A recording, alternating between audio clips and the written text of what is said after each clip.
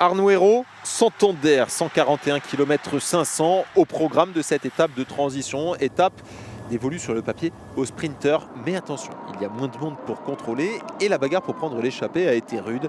Seuls 4 fuyards ont réussi à prendre le large. On retrouve là 2 Français, Thibaut Guernalec pour la formation Arc Airbnb Hotel et Thomas Champion, pensionnaire de la Cofidis. Ils sont accompagnés de Jonas Gregard et d'un Espagnol, Sasa, pour la formation Euskaltel Euskadi.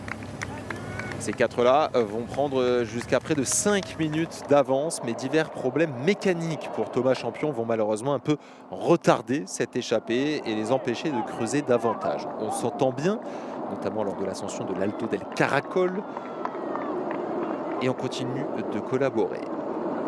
À la bascule de cette ascension, le bras de fer s'engage avec le peloton qui, pour remporter la victoire, les sprinteurs et leurs équipiers dans le peloton qui font le forcing pour revenir sur les 4 hommes de tête qui continuent de bien collaborer. Les cars font irrémédiablement. Et à 24 km de l'arrivée, au moment du sprint intermédiaire non disputé, on a 1 minute et 30 secondes d'avance pour les 4 hommes de tête.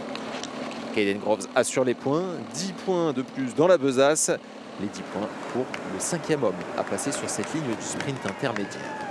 La journée est dure, épuisante, courue en grande majorité sous un temps humide, avec beaucoup de pluie. Ça n'est pas pour décourager Victor Campenaerts qui attaque à 15 km de l'arrivée. Il y avait un peu plus d'1 minute d'avance pour les hommes de tête qui avaient en leur sein son équipier, Jonas Gregard.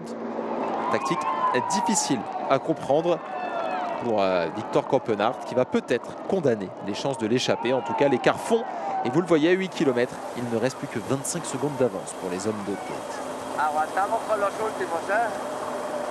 Dernier baroud pour Guernalec qui va finir par être repris. Thibaut Guernalec avec une attaque tardive de Mauro Schmidt.